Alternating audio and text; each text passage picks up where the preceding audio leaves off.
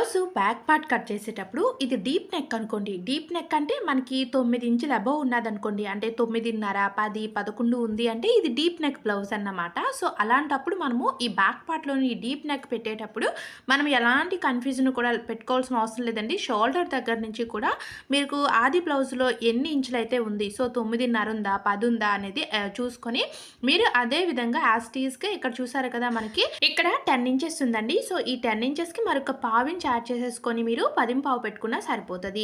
అలాగే పైన నెక్ వచ్చి మనం 2 ½ తీసుకున్నాము. ఇది పెద్ద సైజ్ బ్లౌజ్ అనుకోండి. 2 ½ నెక్ తీసుకుంటే సరిపోతది. అదే చిన్న సైజ్ బ్లౌజ్ అయితే పైన నెక్ వచ్చి 2 ఇంచులు తీసుకుంటే సరిపోతది. ఈ 2 ఇంచులకి ఈ క్రింద వచ్చేసరికి మనము మరొక ½ ఇంచ్ యాడ్ చేసేసుకొని 2:30 పెట్టుకోవాలి. అదే పెద్ద సైజ్ బ్లౌజ్ అయితే నెక్ 2:30 తీసుకుంటాం కదా! అలాంటప్పుడు క్రిందకి వచ్చేసరికి ½ ఇంచ్ యాడ్ చేసేసుకొని 3 ఇంచులు మనం ఈ కింద మార్క్ చేసుకొని చూసారు కదా! ఇలా క్రాస్‌గా లైన్ మార్క్ చేసేసి రౌండ్ అనేది షేప్ ఇచ్చేయాలి.